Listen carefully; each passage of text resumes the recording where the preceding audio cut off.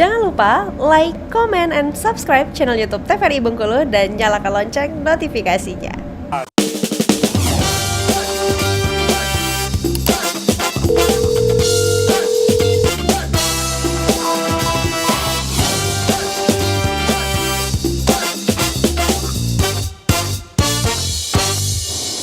Baik pemirsa, terima kasih Anda kembali menyaksikan Dokter Kita dengan tema kita hari ini membahas terkait dengan GERD atau asam lambung. Kita kembali ke Dr. Lisdani ya, karena tadi sempat Hela tanyakan juga apakah di Provinsi Bengkulu untuk pengidap GERD ini banyak atau tidak.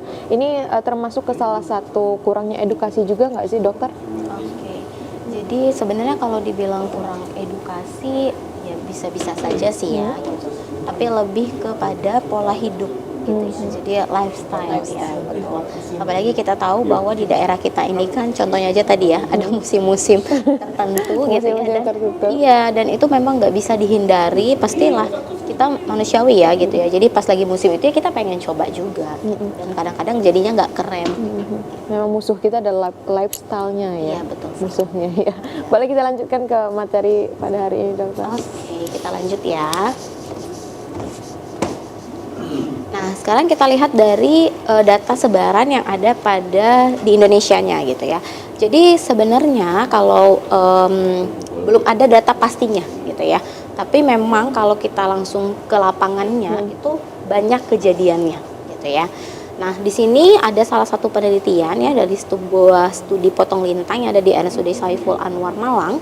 Itu dari 57 pasien GERD ya, itu 63%-nya itu di atas 40 tahun. Ya, 54%-nya itu adalah perokok dan 31%-nya itu adalah mengkonsumsi alkohol. Nah, mungkin dari sini aja kita udah bisa lihat ya bahwa angkanya itu cukup banyak dan ternyata lifestyle kan yang banyak mendominasi ya. Karena kan sebenarnya antara faktor resiko perokok ataupun alkohol itu kan termasuk dalam hal yang bisa dimodifikasi. Artinya bisa stop itu seharusnya kembali ke orangnya. Kecuali pada usia ya memang itu kan akan selalu bertambah gitu ya dan itu tidak bisa dimodifikasi. Nah, sekarang kita lihat nih apa ya kira-kira etiologinya atau penyebabnya gitu ya. Nah, etiologi utamanya ya, jadi kalau etiologi itu kan dia adalah kenapa itu bisa terjadi gitu ya. Beda dengan faktor resikonya ya. Tadi kalau yang faktor resiko mungkin itu sama dengan pertanyaan Helda, yaitu berkaitan dengan faktor pemicu tadi gitu. Kalau etiologi itu di sini teman-teman ya. Jadi untuk masyarakat yang menonton hari ini supaya ada pemahaman atau tambahan informasi bahwa GERD itu karena lower esophageal sphincter atau LES ya, itu dia mengalami inkompeten atau dia tidak terlalu kokoh atau gampangnya dia tidak terlalu kuat. Jadi kan kita makan nih ya ceritanya, kita mengunyah makanan gitu ya. Lalu kemudian kita kan akan menelan, itu melewati yang namanya kerongkongan. Nah, dia ketika mau masuk ke dalam kerongkongan itu punya pintu, gitu ya. Sama kayak kita di rumah, nggak mungkin kan kita nggak punya pintu ya. Ada pintu masuk. Bedanya kalau di kerongkongan itu ada pintu masuk, ada pintu untuk keluarnya juga. Jadi pintu masuknya otomatis logikanya di atas dong. Setelah kita mengunyah kan, pintu keluarnya itu yang bawah, yaitu menuju ke lambung. Jadi setelah dari kerongkongan lewat, dia kan cuma numpang lewat tuh ceritanya ya. Lalu kemudian dia akan masuk ke dalam lambung kan. Nah, yang menjadi permasalahan pada GERD ini adalah pintu keluarnya atau yang disebut dengan LES tadi, lower esophageal sphincter. Jadi di pintu bawah, bagian bawah. Harusnya pintu bawah ini ketika dia sudah keluar, namanya tamu itu udah keluar, ya udah kita tutup dong logikanya. Nah, tapi yang terjadi pada kerongkongan atau esophageal ini dia nggak kompeten, jadi nutup sih, tapi mungkin ada celah dikit. Gitu. Bisa masuk maling ya dokter? Iya, jadi harusnya bisa masuk lagi tamunya gitu ya. Padahal udah keluar nih, ceritanya udah pamit, lalu kemudian dia bisa masuk lagi dong. Kalau pintunya nggak kompeten, nggak kokoh gitu, dia malah masih bisa gampang didobrak atau mungkin ada celah sedikit. Jadi dia masih bisa masuk lagi aliran baliknya. Nah, itulah yang terjadi pada GERD itu sebenarnya. Jadi harusnya dia, oke, kamu sudah keluar, saya tutup. Jadi nggak boleh masuk-masuk lagi. Kamu lanjutkan ke bawahnya prosesnya. Tapi yang terjadi pada pasien GERD dia inkompeten katupnya. Katup di pintu keluarnya. Sehingga terjadilah aliran balik tadi. Kalau terjadi aliran balik kita logikakan itu kan asam ya. Jadi asam lambung tuh memang benar-benar asam. Karena Tuhan itu memang menciptakannya itu ya ada fungsinya gitu ya. Karena dia akan membunuh bakteri atau hal-hal yang tidak diharapkan yang mungkin saja terlewat pada waktu kita mengunyah gitu. Jadi masuk gitu. Padahal sebenarnya di daerah rongga mulut pun sudah ada ya yang punya efek protektif gitu. Tapi kadang-kadang kan bisa saja lewat. Nah, lalu kemudian yang terlewat itu akan dimusnahkan atau akan dihabisi, salah satunya itu oleh si asam lambung tadi. Jadi memang dia benar asam. Ketika dia berada bukan pada tempatnya, maka sudah pastilah dia akan menimbulkan keluhan gitu ya. Nah, sekarang baru kita ke faktor resikonya. Kira-kira apa sih ya pemicunya tadi ya? Gitu. Itu tadi mekanisme terjadinya. Jadi yang pertama itu adalah usia. Jadi ini sebenarnya nggak bisa dirubah ya. Jadi memang pada usia tadi juga dari penelitian yang ada di RSUD tadi kan, bahwa semakin bertambahnya usia maka resikonya juga akan semakin tinggi. Kemudian ada hiatal hernia. Jadi hiatal hernia itu memang adalah sebuah kalau masyarakat awam taunya kalau hernia biasa tuh kayak turun berok gitu ya, bahasa awamnya gitu ya. Jadi dia ini memang kalau pada hiatal hernia itu dia di daerah atas, jadi daerah usus atau daerah lambung gitu ya. Jadi dia memang ada terbuka, lubang yang terbuka kayak gitu ya. Kemudian obesitas ini juga ternyata adalah salah satu faktor resiko ya. Jadi semakin berat badan yang berlebihan, makanya pentingnya menjaga berat badan yang ideal gitu ya.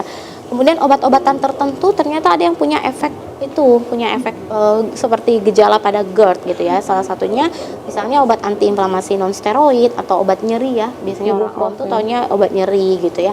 Atau beberapa obat-obatan lain gitu. Kemudian psikologis. Nah, ini boleh digarisbawahi ya.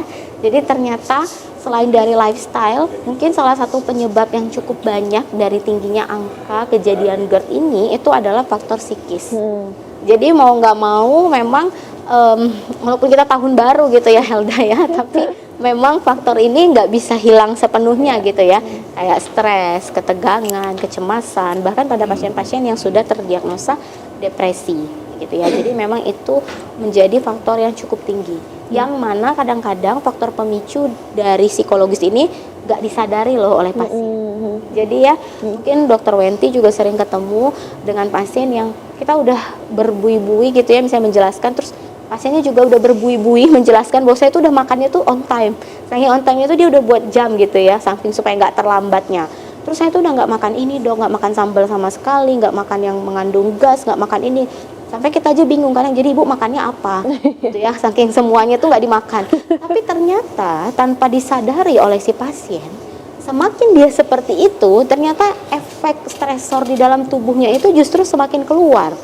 Semakin dia membuat pola-pola yang pokoknya nggak boleh terlambat 1 menit pun, jam segini tuh aku harus makan. Oh, dia jadi semakin stres ya dokter ya.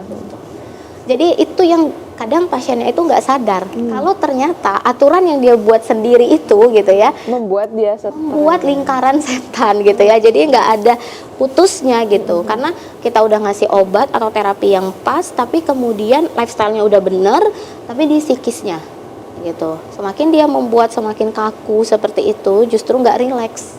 Yang ada malah tubuhnya itu meresponnya itu tegang terus. Nanti jangan-jangan aku mungkin sedikit aja aku makan sama 1 biji durian gitu ya, 1 buah gitu ya, itu aja nanti aku ini kepikiran dia kemana-mana gitu. Itu yang kadang-kadang ini banyak terjadi, tapi banyak yang tidak menyadari. Stres dan asam lambung itu sangat erat ya dokter. Iya, betul sekali. Lalu kemudian makanan, jelas makanan yang mengandung lemak ya, berarti dalamnya juga yang ada tinggi minyak-minyakan gitu ya, berarti dalamnya juga bisa ada gorengan, asam, pedas, makanan yang mengandung kafein, itu udah jelas ya. Makanya tadi ya, ini terkait dengan pola gaya hidup sekarang ya, mungkin anak-anak zaman sekarang sudah merubah pola itu. Jadi mungkin pagi cukup dengan ngopi, lalu kemudian nanti bertemunya dengan makan gitu ya. Jadi sudah ada perubahan-perubahan seperti itu ya. Nah, pola makan tadi, jadwal makan yang tidak teratur, mungkin tuh banyak terjadi mungkin pada usia di bawah 40 tahun ya. Terkait dengan misalnya kita kuliah, jam belajar, kesibukan, dan lain sebagainya yang membuat kita lupa gitu ya. Kemudian makannya langsung dalam jumlah besar. Jadi justru sebenarnya makan itu nggak bisa langsung dalam jumlah yang banyak. Harusnya itu adalah di porsi yang sedikit tapi sering gitu ya. Kemudian cemilan maka pada malam hari ini karena apa?